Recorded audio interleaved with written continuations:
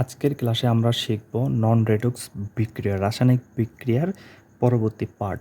তো গত ক্লাসে আমরা দহন বিক্রিয়া পর্যন্ত শিখছিলাম। এখন আমরা দেখি এমন অনেক রাসায়নিক বিক্রিয়া আছে, দেখা যায় যেখানে ইলেকট্রনের আদান প্রদান ঘটে না। ইলেকট্রনের আদান প্রদান ঘটলে সেই বিক্রিয়াগুলো আমরা দেখেছি, যেমন সংযোজন বিক্রিয়া, বিয়োজন বিক্রিয়া, প্রতিস্থাপন বিক্রিয়া এবং দহন বিক্রিয়া। এবং ইলেকট্রন আদান প্রদানের মাধ্যমে জারণ এবং বিজারণ বিক্রিয়া ঘটে থাকে। তো এখন আমরা দেখব যেখানে ইলেকট্রনের আদান প্রদান ঘটে না এমন বিক্রিয়া। তো এমন বিক্রিয়ার মধ্যে আছে আমাদের প্রশমন বিক্রিয়া এবং অধিক্ষেপণ বিক্রিয়া। তো প্রথমে আমরা দেখে নিই হচ্ছে প্রশমন বিক্রিয়া সম্পর্কে। প্রশমন বিক্রিয়াটা আসলে কী? এই যে প্রশমন বিক্রিয়া, প্রশমন মানে হচ্ছে শান্ত হওয়া বা স্থির হওয়া, যেটাকে বোঝায়। তো প্রশমন বিক্রিয়ার টপিকটা আমরা দেখে নিই, তোমাদের বই থেকে এটা দেখব।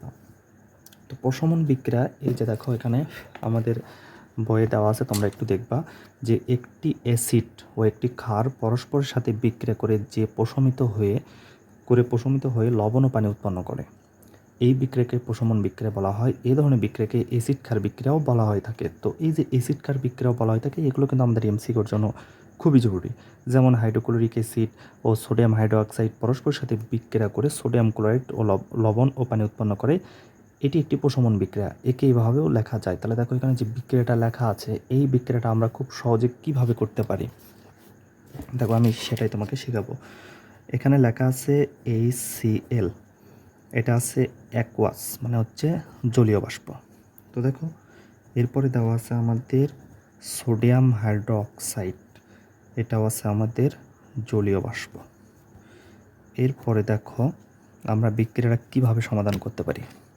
তো ধরো প্রথম যেটা আছে সেটাকে ধরে নিলাম আমরা প্লাস, পরেরটাকে ধরে নিলাম মাইনাস, এটাকে ধরে নিলাম আমরা প্লাস, পরের অংশটুকু ধরে নিলাম মাইনাস। তো আমরা জানি সমধর্মীয় জিনিস একে অপরকে কী করে?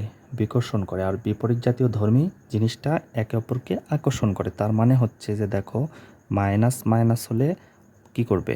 বিকর্ষণ করবে, এই যে বিকর্ষণ। আর যদি আমাদের প্লাস মাইনাস থাকে তাহলে করবে আকর্ষণ, তাই না? এটা এখানে বুঝিয়েছে। তো এই যে এখানে আছে হাইড্রোজেন, তাহলে হাইড্রোজেন, আর এখানে আছে OH, তাহলে এই দুটো একে অপরকে আকর্ষণ করবে। আর এখানে সোডিয়াম এবং ক্লোরিন মিলে একটা অপরকে আকর্ষণ করবে। তাহলে দেখো আমরা প্রসেসিংটা একটু করি। তো প্রথমে হাইড্রোজেন এবং OH এটাই নেওয়া যায়, বাট আমাদের একটু সাজানোর ক্ষেত্রে মানে হাইড্রোজেন এবং OH দিলে পানিও তৈরি হয়, তো পানিটা পরে যায়। তো আমরা এই প্লাস আর এই মাইনাসটাকে এখানে অ্যাডেড করতেছি। এই যে দেখো এটার সাথে এটা, মানে ক্লোরিনের সাথে সোডিয়াম গিয়ে আমাদের তৈরি করতেছে সোডিয়াম ক্লোরাইড। সোডিয়াম ক্লোরাইড মানে হচ্ছে কি? লবণ। তাহলে তৈরি করলে হলো লবণ। এটা হচ্ছে আমাদের এই যে অ্যাকুয়াস, ঠিক আছে। এখন বাকি অংশটুকু আমাদের কি করছে দেখো, এই যে হাইড্রোজেন আর এখানকার OH আছে, এই OH মিলিয়ে আমাদের তৈরি করলো H2O, পানি। H2O পানি। তাহলে বিক্রিয়াটি কি বুঝতে পারছো? দেখো আমি আরেকবার বলি। এখানে যে সোডিয়াম, সোডিয়ামটা যাবে এই যে প্লাসটা মাইনাসের সাথে গিয়ে হবে সোডিয়াম ক্লোরাইড, আর এখানে হাইড্রোজেন একটা, এখানে হাইড্রোজেন একটা, একটা একটা মিলে হলো ক্লোরাইড, কয়টা? দুইটা। আর এখানে একটা অক্সিজেন ছিল, তো এইটা মিলে আমাদের পানি হয়ে গেল। তাহলে সোডিয়াম ক্লোরাইড হচ্ছে লবণ, আর এটা হচ্ছে আমাদের পানি। এখন তুমি বিক্রিয়াটা দেখো, তাহলে তোমার এখান থেকে হয়ে যাবে। পরবর্তী যেটা আছে 2 নাম্বার, প্রশমন বিক্রিয়া। ও প্রশমন তো চলে গেল, এখন দেখো অদক্ষেপ। অদক্ষেপ, অদক্ষেপণ বিক্রিয়া। অদক্ষেপ মানে হচ্ছে জমা হওয়া। ধরো কোনো একটা বিক্রিয়া ঘটালাম, তো বিক্রিয়া শেষে পাত্রের নিচে কোনো কিছু অবশিষ্ট থাকে বা জমা থাকে, এটাকেই বলা হয় অদক্ষেপণ বিক্রিয়া। তো দেখো একই দ্রাবকে, তুমি বইটা একটু দেখবা, দুটি যৌগ মিলিত করলে তারা পরস্পর সাথে বিক্রিয়া করে যে উৎপাদগুলো উৎপন্ন করে, তাদের মধ্যে কোনোটি যদি ওই দ্রাবকে অদ্রবণীয় বা খুবই কম পরিমাণে দ্রবণীয় হয়, তবে এই বিক্রিয়াটি পাত্রের তলায় কঠিন অবস্থায় তলানি হিসেবে জমা হয়। এই তলানিকে অদক্ষেপণ বলা হয়। ফর এক্সাম্পল ধরো তুমি পানির মাঝে বালু মিক্সার করলা এবং ওর ভিতরে তুমি চিনি মিক্সার করলা, করার পরে তুমি এটাকে নাড়াইলা, তো চিনিটা কী হবে? চিনিটা পানির মধ্যে মিশে যাবে, এটাকে বলা হয় দ্রবণীয়, দ্রবীভূত হওয়া। আর বালুটা কী হবে? পাত্রের নিচে জমা হয়ে থাকবে। তাহলে এই যে জমা হইল, সেই জমাটাকেই বলা হচ্ছে কি? অদক্ষেপ, ঠিক আছে। তাহলে ধরো এটা একটা পাত্র নিছো, সে পাত্রের মাঝে পানি আছে, এই পানির মাঝে তুমি এখানে বালু ছাড়লা এবং তুমি এখানে চিনি ছাড়লা। তো চিনিটা পাত্রের মাঝে কী হবে, মিক্সার হয়ে যাবে, কিন্তু বালুর দানাগুলো নিচে এরকম করে জমা হবে। এই যে জমা হবে, এই জমাটাই হচ্ছে আমাদের কি, অদক্ষেপ বলা হয় এটাকে, অদক্ষেপ। ঠিক আছে, অদক্ষেপ বা অধিক্ষেপণ। তো চলো এরকম আমরা বিক্রিয়াটা একটু দেখার চেষ্টা করি। তো আমাদের এখানে আছে NaCl, সোডিয়াম ক্লোরাইড, এখানে আছে অ্যাকুয়াস, জলীয় বাষ্প সেটা হোক, আর এখানে আছে AgNO3 মানে সিলভার নাইট্রেট, AQ। আমরা তীর চিহ্ন দিলাম। এখন দেখো আগের মতোই আমরা প্রথমটাকে ধরে নেব, আমরা প্লাস মাইনাসের নিয়ম অনুযায়ী করার চেষ্টা করব। যদিও এটা বিক্রি করার টাইমে এভাবে কিন্তু লেখা যাবে না, কিন্তু এটা নিয়মটা দেখার জন্য, মানে বোঝার জন্য, প্লাস মাইনাস। ওকে, তাহলে এই যে সোডিয়াম কাকে ধরবে, নাইট্রেটকে ধরবে, আর এখানে সিলভারটা আসবে এই যে ক্লোরিনের সাথে। সো এটাই আগে আসতেছে এখানে, দেখো তাহলে এটা এখন অ্যাডজাস্ট হয়ে এখানে তৈরি হচ্ছে AgCl মানে সিলভার ক্লোরাইড, লবণটা তৈরি হলো।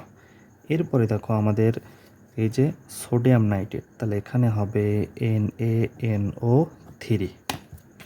তাহলে এই যে এটার সাথে এখানে এটা তৈরি হয়েছে, এই যে এইটা এর সাথে অ্যাডজাস্ট করছে করে এখানে তৈরি হলো। এইটা হচ্ছে আমাদের সেই বিক্রিয়া। এটা হচ্ছে সলিড মানে কঠিন পদার্থ, এটা হলো অ্যাকুয়াস মানে জলীয় বাষ্প। তাহলে বিষয়টা কি বুঝতে পারছো, যে প্লাস মাইনাসের সাথে, তাহলে এটা আমার সামনে ছিল, এটা সামনে কেন আসলো না, কারণ হচ্ছে যে আমাদের এই যে সোডিয়াম ক্লোরাইড লবণটা আগে আসে এবং তারপরে যেটা আছে এটা পরে যায়। সেটা তুমি বিক্রিয়া করলে বুঝতে পারবে যে কোনটা আগে দিতে হবে কোনটা পরে দিতে হবে। বাট বিক্রিয়া করার প্রসেসটা হচ্ছে এটা, ওটাকে আগে দিলেও ভুল হওয়ার সম্ভাবনা নাই, বাট একটু সাজিয়ে লেখাটাই তো উত্তম, তাই না? আচ্ছা, এরকম আর একটা বিক্রিয়া তোমাকে দেখায়। দেখো এক্সাম্পল নাম্বার 2, Na2SO4। তারপর দেখো এখানে দেওয়া আছে অ্যাকুয়াস, প্লাস এখানে দেওয়া আছে BaCl2, এটাও দেওয়া আছে অ্যাকুয়াস, এবং এটাকে আমরা বিক্রিয়া করতেছি। তো বিক্রিয়া করলে দেখো এটাকে ধরলাম প্লাস, এটা মাইনাস, এটা প্লাস, এটা মাইনাস। তাহলে আমরা জানি কি প্লাস মাইনাসের সাথে যাবে, মাইনাস প্লাসের সাথে যাবে, তাহলে বেরিলিয়াম আসবে হচ্ছে এর সাথে, আসে তৈরি করবে কি, দেখো তো এখানে বেরিলিয়াম সালফেট, BaSO4। ওকে, এটা হলো সলিড, কঠিন হয়ে গেল দুইটা মিলে। এরপরে আমি দিলাম হচ্ছে সোডিয়ামের সাথে, এটা চলে যাবে। তাহলে এখানে আমি লিখতে পারি, দেখো নিচে লিখি, যেহেতু এখানে একটু জায়গা শর্ট, NaCl।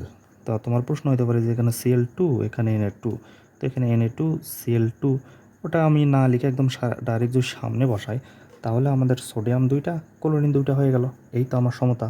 দেখো ক্লোরিন 2টা সোডিয়াম 2টা, তো আমি এখানে 2 না লিখে একদম সরাসরি এখানে দিলাম, তাহলে সোডিয়াম ক্লোরাইড আছে এখানে 2, আর এখানে বেরিলিয়াম সালফেট তো আমার হয়ে গেল। এইটাই হচ্ছে আমাদের সেই বিক্রিয়া। তাহলে এই যে অংশটুকু এবং এই অংশটুকু, এইটাকে অ্যাডজাস্ট করে আমরা তৈরি করলাম হচ্ছে এটা। আশা করি বুঝতে পারছো। এই টার্মগুলো তোমার দিতে হবে না, তুমি শুধু বিক্রিয়াটা করলেই বুঝতে পারবা।